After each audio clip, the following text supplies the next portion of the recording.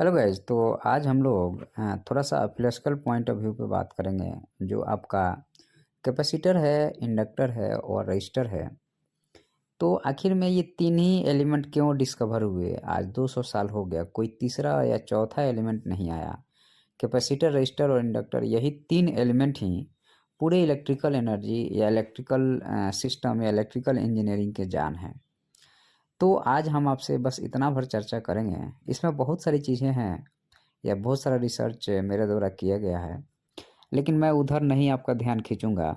मैं सिर्फ आपको ये बताने की कोशिश करूंगा कि इसका कुछ लॉजिक है, इसका कुछ फिलॉसफी है, और वह मेरा रिसर्च है। आज तक शायद कोई ऐसा आपको नहीं बताया होगा इन सब चीज़ों के बारे में।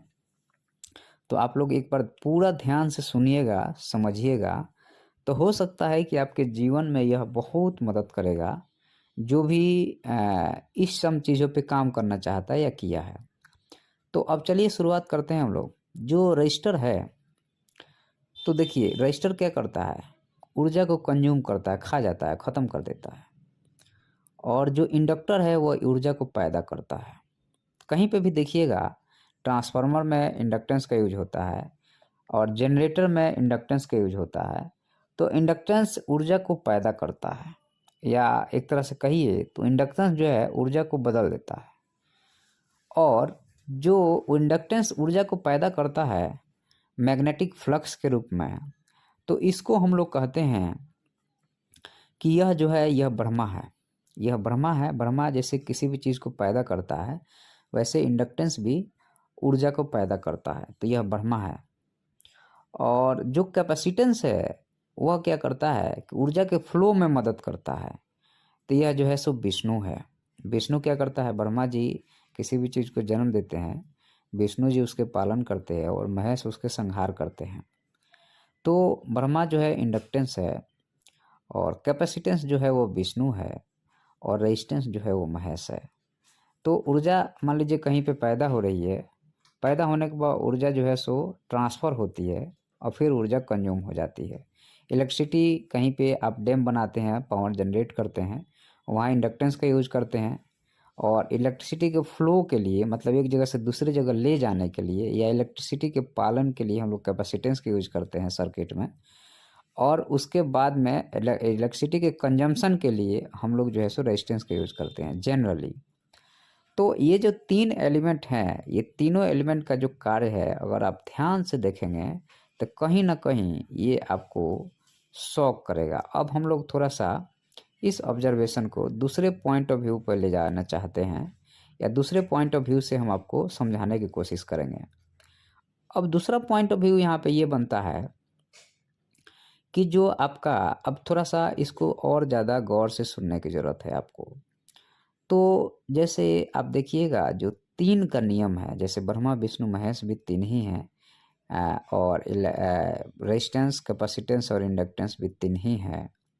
उसके अलावा अगर हम आपसे और बात करें तो इलेक्ट्रॉन, प्रोटॉन और न्यूट्रॉन भी तीन ही है। ठीक है।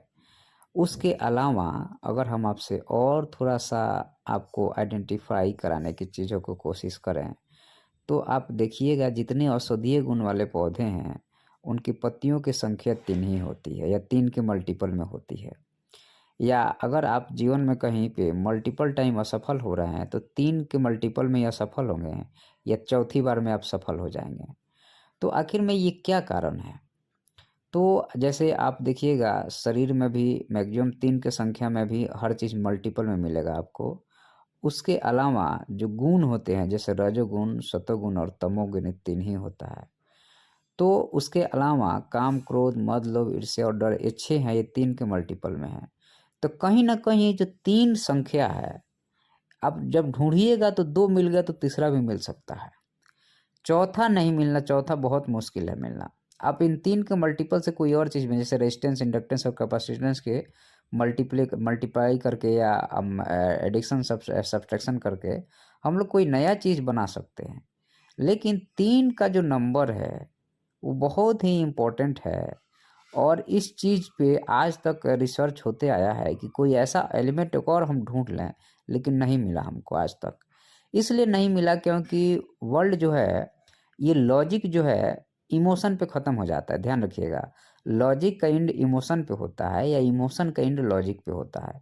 तो जो लॉजिक और जो इमोशन है, इन दोनों को मिला के अगर आप जीवन जीते हैं, तो यहाँ पे देखिएगा कि पावर जनरेशन के लिए हम लोग लॉजिक का यूज़ करते हैं। जैसे इंडक्टेंस हो गया, कैपेसिटेंस पावर के फ्लो में मदद करता है और उस पावर को ख़त्म कर कौन देता है? तो रेजिस्टेंस कर देता है। तो इस तरह से इस चीज़ को समझना चाहिए। और अगर आपको ये लेक्चर अच्छा लगता है तो धन्यवाद।